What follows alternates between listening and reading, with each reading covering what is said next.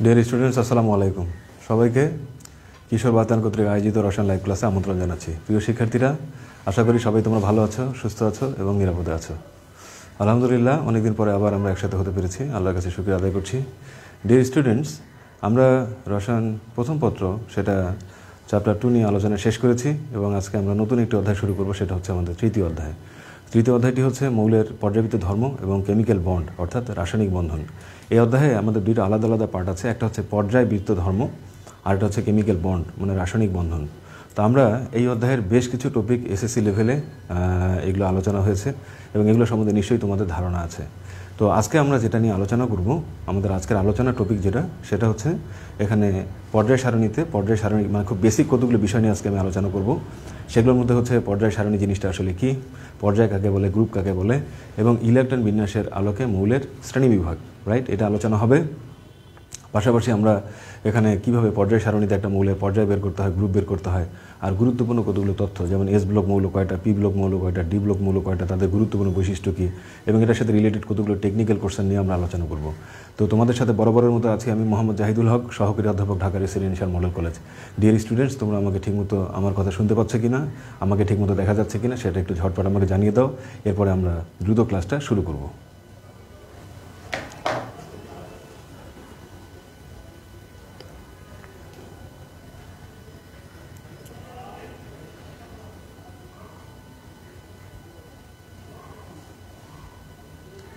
বাতায়ন কর্তৃক আয়োজিত পর্যায় সারণী জিনিসটা আসলে কি, পর্যায় কাকে বলে, গ্রুপ কাকে বলে, এবং ইলেকট্রন বিন্যাসের আলোকে মৌলের শ্রেণীবিভাগ, রাইট, এটা আলোচনা হবে।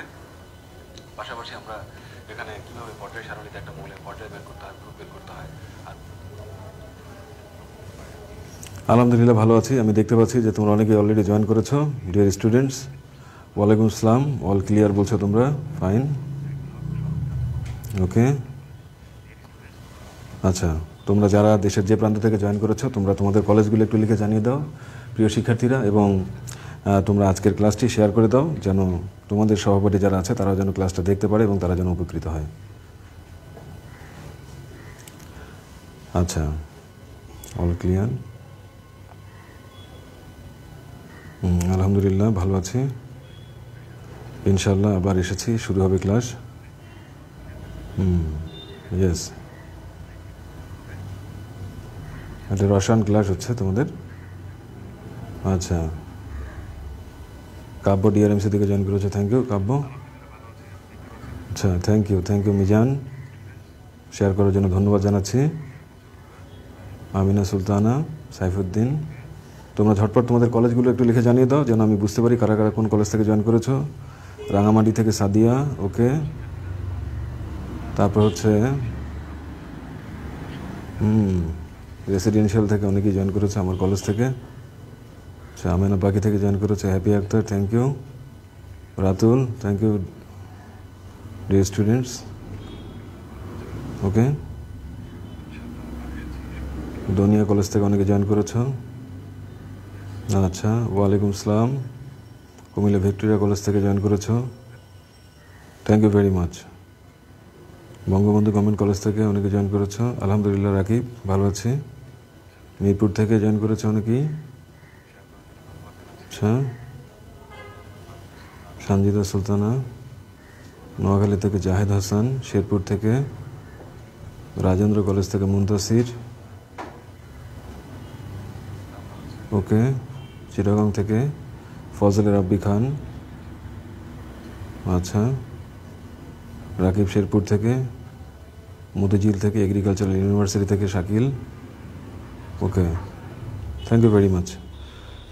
সো প্রিয় শিক্ষার্থীরা, এখানে প্রথমেই তোমাদেরকে আমি একটা জিনিস দেখাতে চাই। তোমরা দেখতে পাচ্ছ যে এটা হচ্ছে, দেখো তো অনুমান করতে পারো কিনা এটা কী জিনিস। এটা তোমাদের কাছে এনে দেখাই, কি আসলে এটা অনুমান করো তো, এটা কি আসলে, কি এটা, কি দেখতে পাচ্ছি?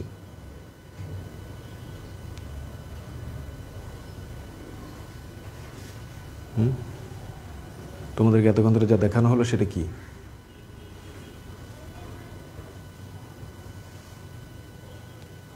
দেখি তোমাদের অনুপাত, এই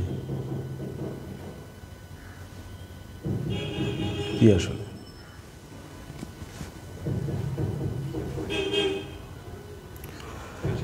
আচ্ছা ঠিক ধরেছ, এটা হচ্ছে আলু। আচ্ছা আচ্ছা আচ্ছা, আসলে প্রিয় শিক্ষার্থীরা, এটা হচ্ছে আমাদের রসায়নে বিভিন্ন ধরনের যৌগ আছে। এই যৌগগুলো এগুলো অণু দ্বারা গঠিত, আর অণুগুলোর মধ্যে পরমাণু থাকে, আর পরমাণুগুলো যখন একটার সাথে আরেকটা কানেক্টেড হয় সেটাকে বন্ড বলে, বন্ধন বলে। এবং বন্ধন যখন গঠিত হয়, বন্ধন তৈরি হওয়ার পরে সেই অণুটার একটা শেপ বা আকৃতি তোমার তৈরি হয়। তো পৃথিবীতে এক একটা অণু দেখতে তোমার এক এক আকৃতির। এখানে আসলে বেসিক্যালি আমরা আলু ব্যবহার করেছি, এটা হচ্ছে আলু। আর আলুর সাথে ব্যবহার করেছি আমরা টুথপিক, এটা হচ্ছে আমাদের টুথপিক। এই টুথপিকগুলো হচ্ছে এক একটা বন্ড, আর এটা হচ্ছে অ্যাটম বা পরমাণু। এবং এদেরকে দিয়ে আমরা আসলে একটা স্ট্রাকচার এখানে তৈরি করেছি। এটা আজ থেকে অনেকদিন আগে আমি তৈরি করে রেখে দিয়েছিলাম, এবং আজকে অনেকদিন পরে এসে দেখি যে আলুটার অবস্থা এই, অর্থাৎ আলুর অঙ্কুরোদ্গম হয়েছে, এখান থেকে তোমার এরকম চারা বের হয়েছে, এই যে দেখতে পাচ্ছ। তো যাই হোক প্রিয় শিক্ষার্থীরা, আমি সরাসরি এখন আলোচনায় চলে যাব। এখানে আমাদের পৃথিবীতে হচ্ছে তোমরা জানো যে পৃথিবীতে কতগুলো মানুষ বাস করে। পৃথিবীতে প্রায় 800 কোটির মতো মানুষ পৃথিবীতে বাস করে, তাই না? আর এক একটা মানুষ তাদের বৈশিষ্ট্য এক এক রকম। এখন বাংলাদেশের মধ্যে কোনো একজন মনে করো তিনি ভাবলেন যে তিনি সারা পৃথিবী ঘুরবেন এবং সমস্ত মানুষের সাথে কথা বলবেন এবং মানুষের বৈশিষ্ট্য সম্বন্ধে তিনি জানার চেষ্টা করবেন। এটা কি সম্ভব? বাংলাদেশে কতগুলো গ্রাম আছে? বাংলাদেশে 68,000 গ্রাম আছে। একটা গ্রামে যদি সে একদিন করে থাকে, তাহলে পুরো বাংলাদেশ ঘুরতে তো তার 68,000 দিন লাগবে। তার মানে তার আয়ু শেষ। তার মানে পৃথিবীও ঘোরা হবে না, সমস্ত মানুষের সাথে তার কথা বলা হবে না, রাইট? এখন ব্যাপারটা হচ্ছে যে সে যদি বুদ্ধিমান হয় তাহলে সে একটা কাজ করতে পারে। সেই কাজটা কি? সেটা হচ্ছে যে বাংলাদেশে বসে যে কোনো একজন মানুষ নিয়ে যদি সে গবেষণা করে, তাহলে পৃথিবীর যে কোনো মানুষ সম্বন্ধে মৌলিক কথাগুলো সে বলতে পারবে। অর্থাৎ একজন মানুষ সম্বন্ধে গবেষণা করার অর্থ হলো একটা হোমোসেপিয়েন্স নিয়ে গবেষণা করা। এবং একটা হোমোসেপিয়েন্স নিয়ে যদি কেউ গবেষণা করতে পারে, তাহলে সে বাংলাদেশে বসেই বলে দিতে পারে আফ্রিকায় যে হোমোসেপিয়েন্স বাস করে, সে যদি হোমোসেপিয়েন্স হয়, মানে সে যদি মানুষ হয়, তাহলে তার হৃৎপিণ্ড থাকবে, হৃৎপিণ্ডের মধ্যে 4টা প্রকোষ্ঠ থাকবে, তার মাথার মধ্যে 12 জোড়া করোটিক স্নায়ু থাকবে, তার মেরুদণ্ড থাকবে, মেরুদণ্ডের মধ্যে তার 33টা কশেরুকা থাকবে। তার মানে একজন মানুষ নিয়ে গবেষণা করে 800 কোটি মানুষের বৈশিষ্ট্য সম্বন্ধে বলা যায়।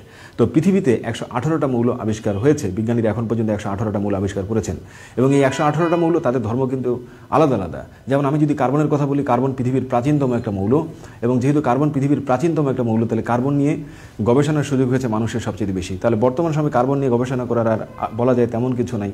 যেমন তোমাকে 9-10-এর একটা কেমিস্ট্রি বই দেওয়া হয়েছে, তুমি মনে করো 9-10-এর কেমিস্ট্রি বইটা পড়া শুরু করলা।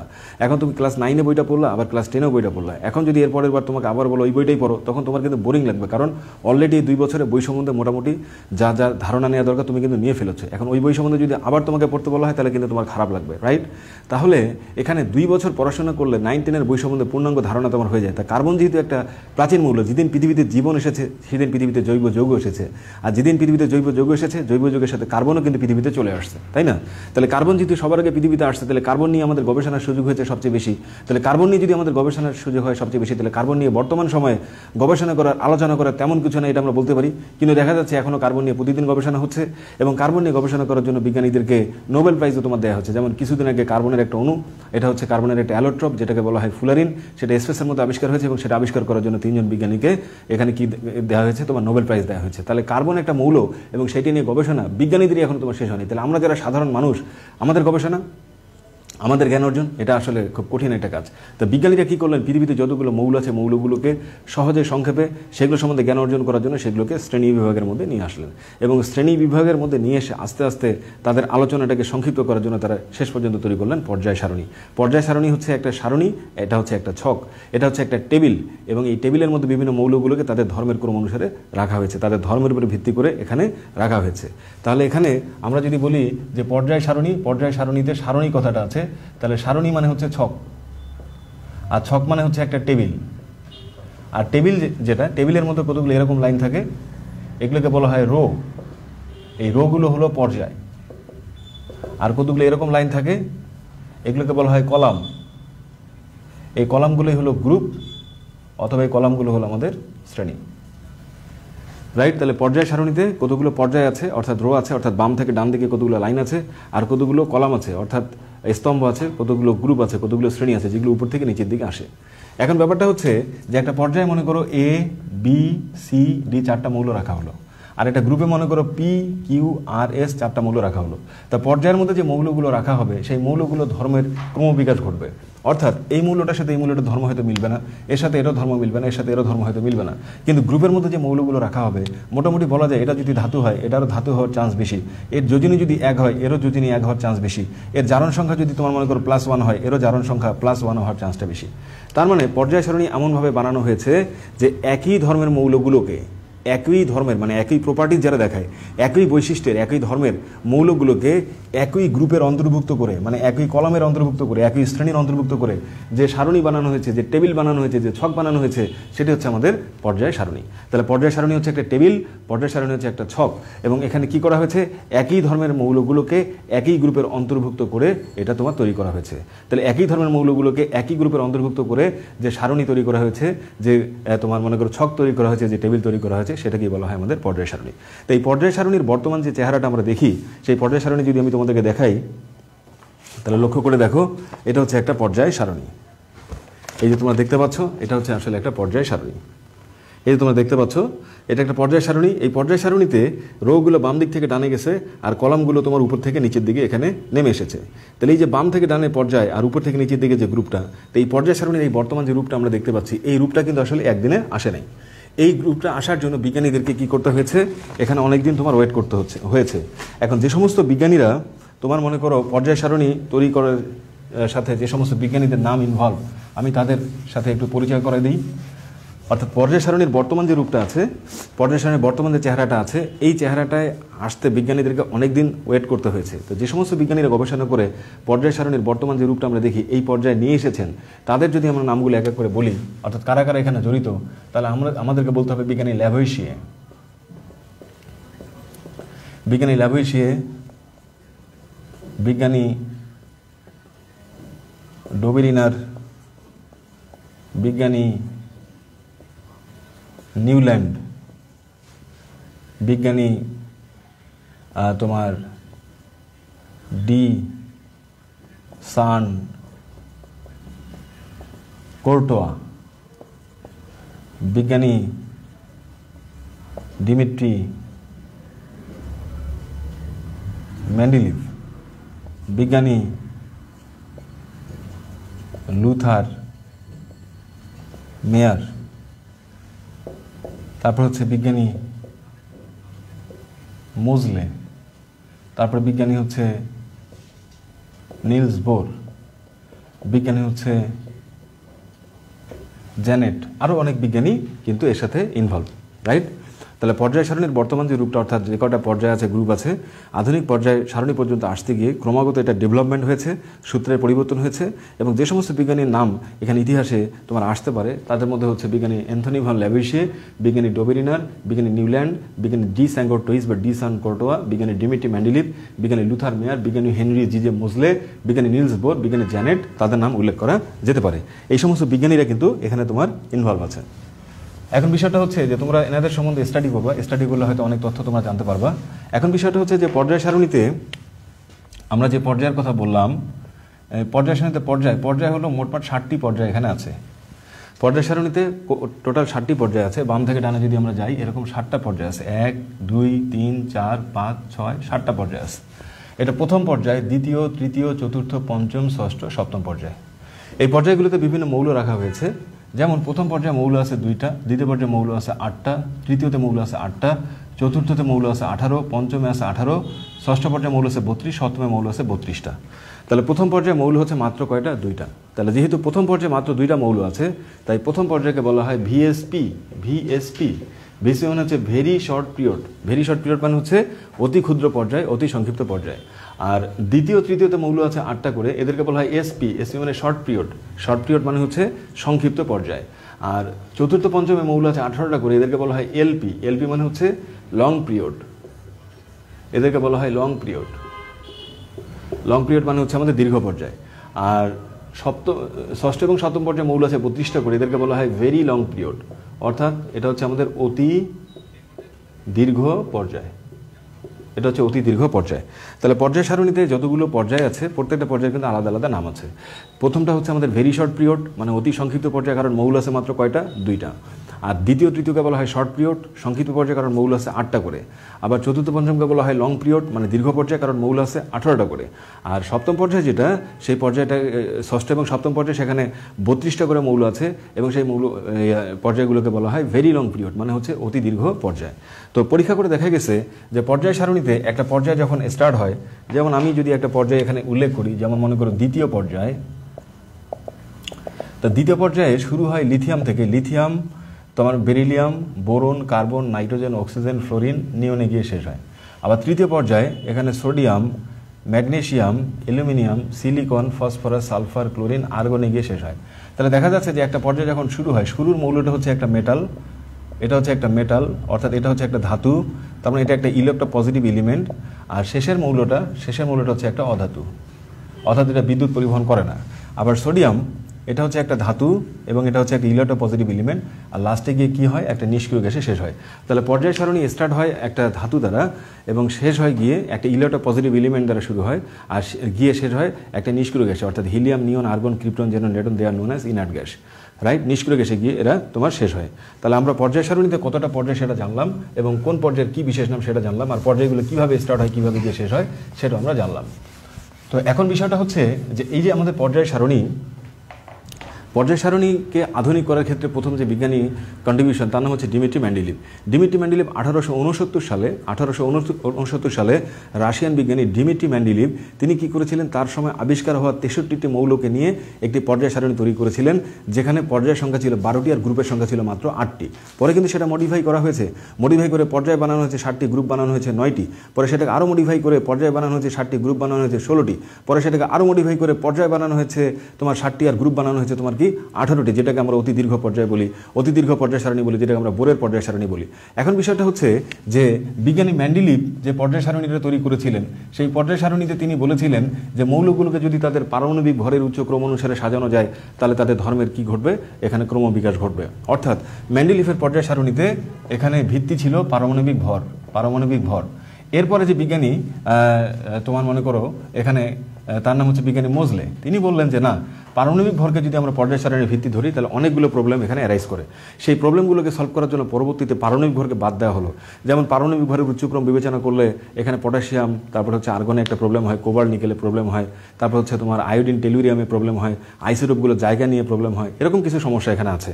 তাই সেটাকে বাদ দেওয়া হয়। বাদ দিয়ে পরবর্তীতে বিজ্ঞানী মোজলে যে প্রস্তাবটা করলেন সেটা হচ্ছে যে পারমাণবিক ভরের পরিবর্তে পারমাণবিক সংখ্যাকে পর্যায় সারণীর ভিত্তি ধরা হলো। তো পারমাণবিক সংখ্যাকে যদি পর্যায় সারণীর ভিত্তি আমরা ধরি তাহলে ওই প্রবলেমগুলো কিন্তু সলভ হয়ে যায়। মৌলগুলোকে যদি পর্যায় সারণীতে তাদের পারমাণবিক সংখ্যার উচ্চ ক্রম অনুসারে সাজানো যায় তাহলে নির্দিষ্ট ব্যবধান পরপর মৌলের ধর্মের কি ঘটে, পুনরাবৃত্তি ঘটে। এটাকে বলা হয় তোমার মনে করো আধুনিক পর্যায় সূত্র, রাইট। তো এর মাধ্যমে কিন্তু অনেক সমস্যার সমাধান হয়েছে, অর্থাৎ মেন্ডেলিভ যে প্রবলেমগুলো ফেস করেছিলেন সেগুলোর কিন্তু এখানে সমাধান দেওয়া হয়েছিল। কিন্তু এখানে একটা নতুন প্রবলেম অ্যারাইজ করে, সেটা হচ্ছে প্রথম পর্যায়ে কেন 2টা মৌল, আর দ্বিতীয় পর্যায়ে কেন 8টা মৌল, তৃতীয় পর্যায়ে কেন 18টা মৌল। এই প্রশ্নের কোনো উত্তর কিন্তু এই পারমাণবিক সংখ্যা তোমার দিতে পারে না। সোডিয়ামের সাথে কেন পটাশিয়ামের ধর্মের এত মিল আছে, এই প্রশ্নের কিন্তু উত্তর দিতে পারে না, কারণ সোডিয়ামের পারমাণবিক সংখ্যা হচ্ছে তোমার মনে করো 11 আর পটাশিয়াম হচ্ছে 19, লিথিয়াম হচ্ছে 3। তাহলে their atomic number is different but why they have similar properties, তাদের ধর্মের মধ্যে এত মিল কেন, সেটা কিন্তু কোনো উত্তর এখানে তোমার দেওয়া নেই। তো এই প্রশ্নটার উত্তর পরবর্তীতে পাওয়া গিয়েছিল ইলেকট্রন বিন্যাস থেকে। তো ইলেকট্রন বিন্যাসকে বলা হয় পর্যায় সারণীর মূল ভিত্তি। ইলেকট্রন বিন্যাসের সাহায্যে একটা পর্যায়ে কতটা মৌল থাকতে পারে তার চমৎকার ব্যাখ্যা দেওয়া যায়। একটা মৌলের সাথে আরেকটা মৌলের ধর্মের কেন এত মিল সেটাও কিন্তু তোমার সহজেই ব্যাখ্যা দেওয়া যায়। এখন ব্যাপারটা হচ্ছে একটা মৌলের ইলেকট্রনের বিন্যাসটা যখন চেঞ্জ হয়ে যায়, একটা মৌলের ইলেকট্রনের বিন্যাসটা যখন পরিবর্তিত হয়ে যায় তখন পর্যায় সারণীতে মৌলের যে অবস্থানটা সেটাও পরিবর্তিত হয়ে যায়। অর্থাৎ ইলেকট্রন বিন্যাসের সাহায্যে আমরা পর্যায় সারণীতে মৌলের পজিশন বের করতে পারি, মৌলের পর্যায় বের করতে পারি, মৌলের গ্রুপ আমরা কত সেটা বের করতে পারি। তাহলে ইলেকট্রন বিন্যাস ব্যবহার করে একটা পর্যায়ে কতটা মৌল থাকবে সেটা বের করা যায়। ইলেকট্রন বিন্যাসের সাহায্যে একটা মৌলের সাথে আরেকটা মৌলের ধর্মের কেন মিল সেটা ব্যাখ্যা করা যায়। ইলেকট্রন বিন্যাসের মাধ্যমে মৌলের কেমিক্যাল প্রপার্টিসগুলো ব্যাখ্যা করা যায়। ইলেকট্রন বিন্যাসের মাধ্যমে পর্যায় সারণীতে একটা মৌল কোন পর্যায়ে থাকবে, কোন গ্রুপে থাকবে সেটা তোমার ব্যাখ্যা করা যায়। তাহলে ইলেকট্রন বিন্যাসের পরিবর্তনের সাথে সাথে মৌলের ধর্মগুলো পরিবর্তিত হয়। ইলেকট্রন বিন্যাস পরিবর্তনের সাথে সাথে মৌলের যে ধর্মগুলো পরিবর্তিত হয় they are known as periodic properties, এদেরকে বলা হয় পর্যায়বৃত্ত ধর্ম, রাইট। এদেরকে কি বলা হয়, পর্যায়বৃত্ত ধর্ম বলা হয়। তাহলে পর্যায় সারণীতে ইলেকট্রন বিন্যাস আলাদা, তাহলে মৌলের পর্যায় সারণীতে তাদের অবস্থান আলাদা, আর অবস্থান আলাদা হওয়ার কারণে তাদের ধর্মের মধ্যে কি হয়, ভিন্নতা তৈরি হয়, এবং এই ধর্মগুলোই আমাদের পিরিয়ডিক প্রপার্টিস নামে পরিচিত, পর্যায়বৃত্ত ধর্ম নামে পরিচিত। নানা টাইপের পর্যায়বৃত্ত ধর্ম আছে, যেমন আয়নীকরণ শক্তি, ইলেকট্রন আসক্তি, তড়িৎ ঋণাত্মকতা, তারপরে হচ্ছে আমাদের যোজনী গলনাঙ্ক, তারপরে স্ফুটনাঙ্ক, তারপর হচ্ছে আমাদের অ্যাটমিক রেডিয়াস, তারপরে হচ্ছে তোমার আয়নাইজেশন পোটেনশিয়ালের কথা তো বলছি, তারপর হচ্ছে আমাদের অক্সিডেশন পোটেনশিয়াল, রিডাকশন পোটেনশিয়াল, এরকম অনেক ধরনের পর্যায়ভিত্তিক ধর্ম আছে, এগুলো আস্তে আস্তে আমরা আলোচনা করব, রাইট? তো ডিয়ার স্টুডেন্টস, এখানে আমরা যে কথাটা বলছিলাম সেটা হচ্ছে যে পর্যায় সারণীতে ইলেকট্রন বিন্যাসটা যেহেতু ভিত্তি, তাই ইলেকট্রন বিন্যাসের আলোকে পর্যায় সারণীতে যতগুলো মৌল আছে এই মৌলগুলোকে টোটাল 4টা ব্লকে ভাগ করা হয়। আমরা জানি যে ইলেকট্রন পরমাণুতে যে স্থানে থাকার সম্ভাবনা সবচেয়ে বেশি তার নাম হচ্ছে অরবিটাল, আর অরবিটালগুলো হচ্ছে আমাদের এস, পি, ডি, এফ, বিভিন্ন ধরনের উপস্তর থেকে বিভিন্ন অরবিটাল আছে, S orbital, P orbital, D orbital, F orbital, মানে এস, পি, ডি, এফ এগুলো হলো উপস্তর, তাদের ভিতরে থাকে নানা টাইপের অরবিটাল, যেমন p x, p y, p z orbital, d x y, y z, z x, এগুলো হচ্ছে আমাদের অরবিটাল। তাহলে ইলেকট্রন বিন্যাসের উপরে ভিত্তি করে পুরো পর্যায় সারণীতে যতগুলো মৌল আছে তাদেরকে টোটাল 4টা ভাগে ভাগ করা হয়, 4টা ব্লকে ভাগ করা হয়, 4টা গ্রুপে ভাগ করা হয়। তাহলে টোটাল কয়টা? 4টা ব্লক। তাহলে 4টা ব্লক এখানে আছে। ইলেকট্রন বিন্যাসের ভিত্তিতে পর্যায় সারণীতে 4টা ব্লক আছে, এগুলো হলো এস ব্লক, এগুলো হলো পি ব্লক, এগুলো হলো ডি ব্লক, আর এগুলো হলো এফ ব্লক। তাহলে টোটাল কয়টা ব্লক আছে? পর্যায় সারণীতে 4টা ব্লক আছে। এখন আসি আমরা এস ব্লক। এস ব্লক মৌল হচ্ছে, মনে করো হাইড্রোজেন, এখানে একটা ইলেকট্রন আছে, তাহলে ইলেকট্রন বিন্যাসটা 1s1। মনে করো হিলিয়াম, 2টা ইলেকট্রন আছে, তাহলে ইলেকট্রন বিন্যাসটা 1s2। মনে করো সোডিয়াম, 11টা ইলেকট্রন আছে, তাহলে ইলেকট্রনের বিন্যাসটা হবে 1s2, 2s2, 2p6, 3s1। তাহলে আমরা এখানে কি দেখতে পাচ্ছি? আমরা যদি ভালো করে তাকাই প্রিয় শিক্ষার্থীরা, আমরা তাহলে এখানে কি দেখতে পাচ্ছি? আমি কিন্তু কতগুলো মৌলের ইলেকট্রনের বিন্যাস তোমাদের সামনে লিখলাম, এবং এই ইলেকট্রনের বিন্যাসগুলো কিন্তু তোমরাও লিখতে পারবা। তো হাইড্রোজেন, হিলিয়াম এবং সোডিয়ামের যে ইলেকট্রনের বিন্যাস লেখা হয়েছে, তো তাতে করে তাদের সর্বশেষ ইলেকট্রন, মানে তাদের যে লাস্ট ইলেকট্রন, সেটা কোথায় প্রবেশ করেছে দেখো তো। এখানে হাইড্রোজেনে এসে প্রবেশ করেছে, হিলিয়ামে এসে প্রবেশ করেছে, সোডিয়ামের ক্ষেত্রে শেষ ইলেকট্রনটা এসে প্রবেশ করেছে। তাহলে যে সমস্ত মৌলের ইলেকট্রন বিন্যাস লেখার সময় সর্বশেষ ইলেকট্রন এস উপস্তরে প্রবেশ করে, এস অরবিটালে প্রবেশ করে, তাদেরকে বলা হয় এস ব্লক এলিমেন্ট। তাহলে if the last electron move in the S subshell, then the element will be known as S block element. তাহলে S block মানে হচ্ছে their last electron will go to the S subshell, their last electron will go to the S orbital, সেই জন্য they are known as S block element. S block element-এর ব্যাপারটা কি clear? আচ্ছা, S block element হচ্ছে পর্যায় সারণীতে group 1 এর যতগুলো মৌল আছে, গ্রুপ 2 এর যতগুলো মৌল আছে, এবং গ্রুপ 18 এর যে হিলিয়াম আছে, এদেরকেই বলা হয় S block element। পর্যায় সারণীতে টোটাল 18টা গ্রুপ আছে, এর মধ্যে গ্রুপ 1 এর সমস্ত মৌল, গ্রুপ 2 এর সমস্ত মৌল, এবং গ্রুপ 18 এর হিলিয়াম নামে মৌলটা, এগুলো হলো সবগুলো এস ব্লক মৌল। সো ডিয়ার স্টুডেন্টস, তোমরা আসলে মানে আমার সাথে আছো কিনা আমি একটু দেখতে যাচ্ছি।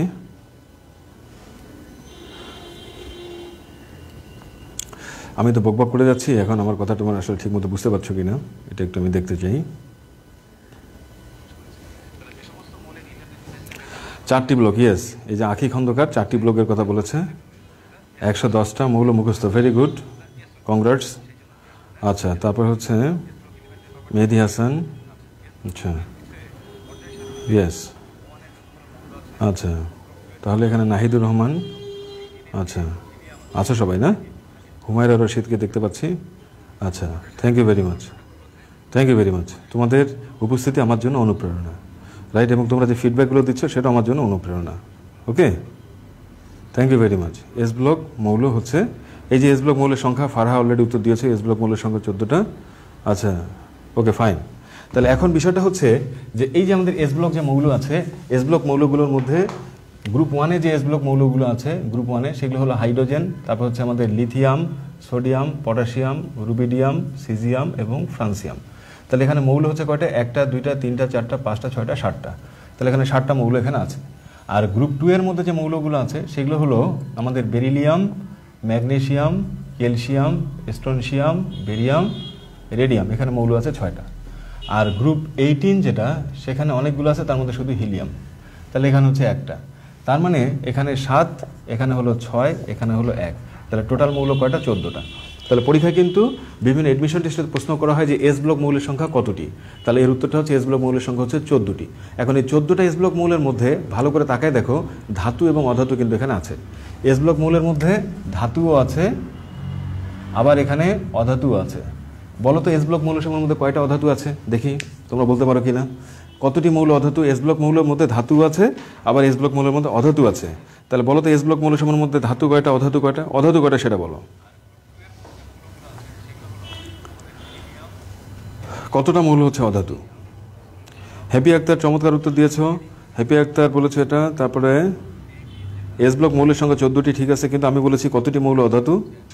আচ্ছা, এখানে সিরাজ মনিরা উত্তর দিয়েছ 2, তারপর হচ্ছে এসপি জয় উত্তর দিয়েছে 1টি, অধাতু দুইটা এস ব্লকে অনেক উত্তর দিয়েছে, দুইটা। ইয়েস ইয়েস, এস ব্লক মৌলের সংখ্যা হচ্ছে 14টি, কিন্তু এর মধ্যে অধাতু হচ্ছে মাত্র দুইটি অধাতু। একটা হচ্ছে হিলিয়াম, এটা একটা অধাতু, হিলিয়াম একটা অধাতু, আর এটা হাইড্রোজেন, এটা একটা অধাতু। ঠিক আছে, হিলিয়াম হচ্ছে একটা অধাতু, হাইড্রোজেন হচ্ছে একটা অধাতু। তো এখানে যে মৌলগুলো আছে এই মৌলগুলো তোমরা চাইলে নাম মনে রাখতে পারবা। যদি আমরা এস ব্লক মৌলের নামগুলো মনে রাখতে চাই, আমরা এভাবে নামগুলো মনে রাখতে পারি। সেটা হচ্ছে এই যে এটা লিথিয়াম, এটা সোডিয়াম, এটা পটাশিয়াম, এটা রুবিডিয়াম, এটা সিজিয়াম, এটা ফ্রান্সিয়াম। এটা নাম মনে রাখার অনেকগুলো টেকনিক তোমাদের আছে, তোমরা এগুলো হয়তো জানো, আমি জাস্ট একটু শেয়ার করতেছি।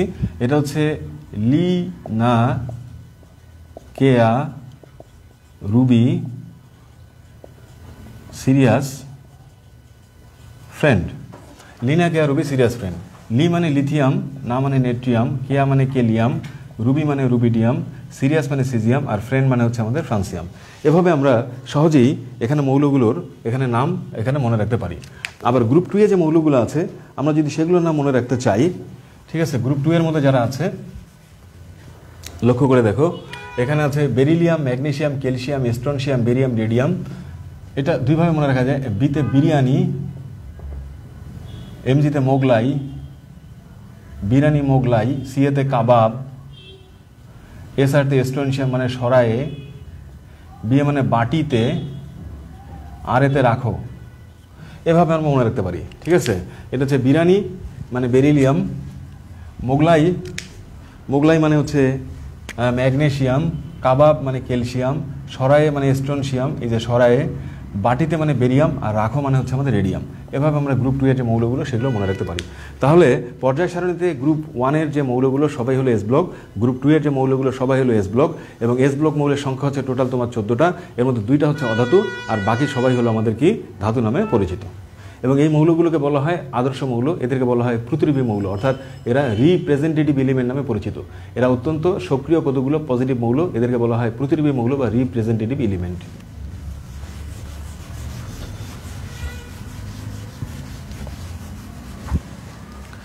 ডিয়ার স্টুডেন্টস, এখানে এবারে আমি যেটা তোমাদেরকে বলতে চাই সেটা হচ্ছে আমাদের পি ব্লক মৌল।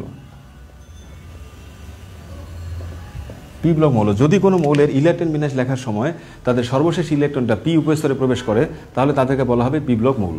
যেমন আমি এখানে একটা মৌল লিখতেছি, সেটা হচ্ছে বোরন, যার মধ্যে 5টা ইলেকট্রন আছে, তাহলে ইলেকট্রন বিন্যাস 1s2 2s2 আর 2p1। কার্বন 6টা ইলেকট্রন আছে, তাহলে 1s2 2s2 2p2। মনে করে এখানে ক্লোরিন লিখতেছি, 17টা ইলেকট্রন আছে, তাহলে 1s2, তারপর 2s2, তারপর 2p6, তারপরে 3s2, তারপরে 3p5। তাহলে এই মৌলগুলো যখন ইলেকট্রনের বিন্যাস লেখা হলো তখন এদের সর্বশেষ ইলেকট্রনটা কোথায় প্রবেশ করলো? দেখো, সর্বশেষ ইলেকট্রনটা প্রবেশ করলো হচ্ছে এই যে পি উপস্তরে, এই যে পি উপস্তরে, এই যে পি উপস্তরে। তাহলে last electron go to the p subshell, so they are known as p block element. তাহলে যদি কোনো মৌলের ইলেকট্রন বিন্যাস লেখার সময় তাদের সর্বশেষ ইলেকট্রনটা পি উপস্তরে প্রবেশ করে তাহলেই তাদেরকে বলা হবে পি ব্লক মৌল। তাহলে সেই হিসেবে এই মৌলগুলো হচ্ছে পি ব্লক মৌল। এখন আমাদের পর্যায় সারণীতে এখানে গ্রুপ তোমার মনে করো এখানে 13, 14, 15, 16, 17, 18 এই যে আছে তোমার 13 থেকে শুরু করে 13, 14, 15, 16, 17, 18 এই মৌলগুলো এরা সবাই হচ্ছে আমাদের পি ব্লক মৌল। তাহলে পর্যায় সারণীতে গ্রুপ 13, 14, 15, 16, 17, 18 এই যে গ্রুপগুলো আছে এদের মৌলগুলোকে সবগুলোকে বলা হয় p block element. They are known as p block element. এখন বিষয়টা হচ্ছে এদেরকে যে আমরা পি ব্লক মৌল বলছি, তো গ্রুপ 13তে এখানে 6টা আছে, 14তে 6টা আছে, 15তে 6টা আছে, 16তে 6টা আছে, 17তেও 6টা আছে, আর 18তে 7টা মৌল আছে। এর মধ্যে হিলিয়ামটা তোমার বাদ যাবে, তাহলে 6টা থাকতেছে। তাহলে এখানে 6 গুণন 6 তার মানে 36। তাহলে এই 36টা মৌল হচ্ছে আমাদের এখানে তোমার পি ব্লক মৌল। পি ব্লক মৌল, এই মৌলগুলোর মধ্যে এখানে ধাতু আছে, এই মৌলগুলোর মধ্যে হচ্ছে অধাতু আছে, আবার এই মৌলগুলোতে ধাতুর মতো কতগুলো মৌল আছে যেগুলোকে বলা হয় মেটালয়েড, অর্থাৎ এদেরকে বলা হয় উপধাতু বা অপধাতু বা অর্ধধাতু, এগুলো কিন্তু এখানে আছে। তাহলে পি ব্লক মৌল যারা, সেখানে হচ্ছে আমাদের ধাতু আছে, সেখানে অধাতু আছে এবং সেখানে উপধাতু আছে, এবং এগুলো হচ্ছে আমাদের প্রতিরূপী মৌল।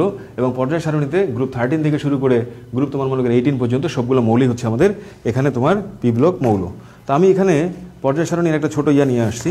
তোমরা এখানে লক্ষ্য করে দেখো, এই যে পর্যায় সারণীটা, এই যে পর্যায় সারণীটা তোমরা দেখতে পাচ্ছ, এই পর্যায় সারণীতে এই যে 13, এই 13-এ আমাদের এখানে boron, aluminium, gallium, indium, thulium আর লেটেস্ট একটা মৌল কিন্তু এখানে আছে। সেই লেটেস্ট মৌলটা এটা আমি বলছি তোমাদেরকে, সেটা হচ্ছে boron, aluminium, gallium, indium, thulium আর এখানে আছে NH। NH মানে হচ্ছে নিহোনিয়াম। তাহলে গ্রুপ 13-এর মধ্যে আছে boron, aluminium, gallium, indium, thulium আর NH আছে। NH মানে হচ্ছে নিহোনিয়াম। এই নিহোনিয়াম সহ এই 6টা মৌল হচ্ছে গ্রুপ 13-এর মৌল। গ্রুপ 14-এর মধ্যে আছে, আমরা যদি গ্রুপ 14-এ যাই, কার্বন, সিলিকন, জার্মেনিয়াম, টিন, তারপর হচ্ছে পিবি। পিবি মানে হচ্ছে আমাদের, পিবি মানে কি লেড। আর এরপরে আছে FL। FL মানে হচ্ছে ফ্লোরোবিয়াম। জর্জ ফ্লেরোভের নাম অনুসারে এটার নাম হচ্ছে ফ্লোরোবিয়াম। এরা হচ্ছে সবগুলো আমাদের পি ব্লক মৌল। আর গ্রুপ 15-তে আছে, গ্রুপ 15 যদি আমরা যাই তাহলে নাইট্রোজেন, ফসফরাস, আর্সেনিক, অ্যান্টিমনি আর BI মানে হচ্ছে বিসমাথ। বিসমাথের পরে এখানে যে মৌলটা আছে সেটা হচ্ছে MC। MC মানে হচ্ছে মস্কোভিয়াম। আবার গ্রুপ 16-এ যদি আমরা যাই তাহলে এখানে পাবো অক্সিজেন, সালফার, সেলেনিয়াম, টেলুরিয়াম, এটা হচ্ছে পোলোনিয়াম। পিও মানে পোলোনিয়াম। আর পোলোনিয়ামের সাথে এখানে আছে LV। LV মানে হচ্ছে আমাদের লিভারমোরিয়াম। আবার যদি আমরা গ্রুপ 17-এ চলে যাই তাহলে fluorine, chlorine, bromine, iodine, astatine, TS মানে টেনিসাইন। আর যদি আমরা গ্রুপ 18-এ চলে যাই তাহলে পাবো আমরা helium, neon, argon, krypton, xenon, radon, oganesson. Helium বাদ দিব। তাহলে টোটাল কাউন্ট করে দেখো প্রিয় শিক্ষার্থীরা, এখানে হচ্ছে আমাদের পর্যায় সারণীর একেবারে ডান দিকে আমাদের এই যে গ্রুপ 13, বোরন থেকে শুরু করে নিহোনিয়াম পর্যন্ত, এই মৌলটা নতুন। তারপরে এখানে কার্বন থেকে শুরু করে ফ্লোরোভিয়াম পর্যন্ত FL, নাইট্রোজেন থেকে মস্কোভিয়াম পর্যন্ত, অক্সিজেন থেকে শুরু করে লিভারমোরিয়াম পর্যন্ত, আর ফ্লোরিন থেকে শুরু করে টেনিসাইন পর্যন্ত, আর এখানে নিয়ন থেকে শুরু করে আমাদের অর্গানিসন পর্যন্ত। এই মৌলগুলো সবাই হচ্ছে পি ব্লক মৌল। তাহলে এখানে কয়টা আছে? 1টা, 2টা, 3টা, 4টা, 5টা, 6টা। এখানে আছে 1, 2, 3, 4, 5, 6টা। এখানে আছে তোমার 1, 2, 3, 4, 5, এখানে 6টা, এখানে 6টা, এখানে 6টা, এখানে 6টা। তাহলে টোটাল 36টা মৌল হচ্ছে আমাদের ডিয়ার স্টুডেন্টস। এগুলোকে বলা হয় কি মৌল? এগুলোকে বলা হয় পি ব্লক মৌল। এবং পি ব্লক মৌলগুলো হচ্ছে আমাদের প্রতিরূপী মৌল নামে পরিচিত। তো এবারে আমি তোমাদেরকে যেটা দেখাতে চাই সেটা হচ্ছে, এবারে এসে আমরা ডি ব্লক মৌল। তো ডি ব্লক মৌল যেগুলো আছে, ডি ব্লক মৌল হচ্ছে ইলেকট্রন বিন্যাস লেখার সময় সর্বশেষ ইলেকট্রনটা যদি ডি উপস্তরে প্রবেশ করে, ডি অরবিটালে প্রবেশ করে, তাহলে তাদেরকে বলা হবে they will be known as d block element. তো ডি ব্লক এলিমেন্টের ক্ষেত্রে মনে করো আয়রন, আয়রনের টোটাল 26টা ইলেকট্রন আছে। তাহলে এটা 1s2, 2s2, তারপর 2p6, তারপরে 3s2, তারপর হচ্ছে আমাদের 3p6, তারপর হচ্ছে আমাদের 4s2, তারপর হচ্ছে 3d6। তাহলে লাস্ট ইলেকট্রনটা কোথায় প্রবেশ করেছে? ডিতে প্রবেশ করেছে, তাই এদেরকে বলা হয় ডি ব্লক মৌল। এখন আমি যদি এখানে অন্য একটা মৌল লিখি, মনে করি জিঙ্ক লিখি, এখানে 30টা ইলেকট্রন আছে, তাহলে এখানে আর্গন লিখলাম, লেখার পরে এখানে আমাদের 3d, তারপরে 4s2, 3d10, তাহলে লাস্ট ইলেকট্রনটা ডিতে প্রবেশ করেছে। তাহলে যদি কোনো মৌলের ইলেকট্রন বিন্যাস লেখার সময় সর্বশেষ ইলেকট্রনটা ডি উপস্তরে প্রবেশ করে, তাহলে তাদেরকে বলা হবে ডি ব্লক মৌল। এখন কোন মৌলগুলো তোমার ডি ব্লক হবে প্রিয় শিক্ষার্থীরা? ডি ব্লক মৌল হচ্ছে পর্যায় সারণীতে গ্রুপ 3, তারপর হচ্ছে 4, 5, 6, 7, 8, 9, 10, 11 এবং 12। তাহলে এই যে 3 থেকে শুরু করে 12 পর্যন্ত যে গ্রুপগুলো আছে, এই মৌলগুলো হচ্ছে সবগুলোই হচ্ছে আমাদের ডি ব্লক মৌল। এবং মজার ব্যাপার হচ্ছে ডি ব্লক মৌলগুলো সবগুলোই হচ্ছে তোমার ধাতু। ডি ব্লক মৌলগুলো এরা সবাই হচ্ছে ধাতু। এখন এই যে আমাদের গ্রুপ 3, 4, 5, 6, 7, 8, 9, 10, 11, 12, এই যে আমাদের এখানে আমরা এখানে দেখতে পাচ্ছি যে এতগুলো গ্রুপ এখানে আছে। তো এখানে যে ডি ব্লক মৌলগুলো আছে, এই ডি ব্লক মৌলগুলোর 4টা সিরিজ আছে। টোটাল মনে রাখবা 4টা এখানে সিরিজ আছে।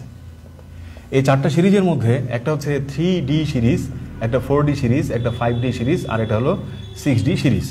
তো 3D সিরিজে স্ক্যান্ডিয়াম 21 থেকে জিঙ্ক 30 পর্যন্ত টোটাল 10টা মৌল আছে। এটা হচ্ছে ডি ব্লক মৌল। ওকে। আর 4D সিরিজ এখানে হচ্ছে ওয়াই মানে ইট্রিয়াম, সেখান থেকে শুরু করে আমাদের ইট্রিয়াম থেকে শুরু করে সিডি মানে ক্যাডমিয়াম পর্যন্ত এখানে 10টা মৌল আছে। এরা হচ্ছে আমাদের 4D সিরিজ, এরা হচ্ছে ডি ব্লক মৌল। আর 5Dতে যদি আমরা যাই তাহলে এখানে আমরা পাবো ল্যান্থানাম এলে, আর পাবো এইসএফ মানে হাফনিয়াম, এবং এখান থেকে শুরু করে আমরা মার্কারি পর্যন্ত এখানে পাবো 10টা মৌল। আবার যদি আমরা 6D সিরিজে যাই তাহলে সেখানে আমরা পাবো এসি মানে অ্যাক্টিনিয়াম, RF মানে রাদারফোর্ডিয়াম, এবং সেখান থেকে পাবো CN মানে কোপারনিসিয়াম, এখানে হচ্ছে 10টা মৌল। তাহলে টোটাল কয়টা? 40টা। তাহলে ডি ব্লক মৌলের 4টা সিরিজ আছে, একটা হচ্ছে 3D সিরিজ, একটা 4D সিরিজ, একটা হচ্ছে 5D সিরিজ, আর একটা হচ্ছে 6D সিরিজ। প্রত্যেকটা সিরিজে 10টা করে মৌল আছে। তাহলে সেই হিসেবে ডি ব্লক মৌলের সংখ্যা কয়টা হওয়ার কথা? 40টা হওয়ার কথা। কিন্তু ডি ব্লক মৌলের সংখ্যা 40 না, এডমিশন টেস্টে আসে এবং সেখানে উত্তর দেওয়া থাকে ডি ব্লক মৌলের সংখ্যা হচ্ছে 41 মানে 41টা। তাহলে আমার প্রশ্ন তোমাদের কাছে, তাহলে সেই মৌল আরেকটা মৌল কোনটা যেটা এই 4টা সিরিজের বাইরে অবস্থিত, অর্থাৎ 3D 4D 5D 6D সিরিজের বাইরে অবস্থিত আরেকটা মৌল যেটা ডি ব্লক মৌল, এবং সেই হিসেবে ডি ব্লক মৌলের সংখ্যা হচ্ছে তোমার 41 মানে 41টা। তোমরা কেউ বলতে পারলে আমাকে একটু জানাই দাও।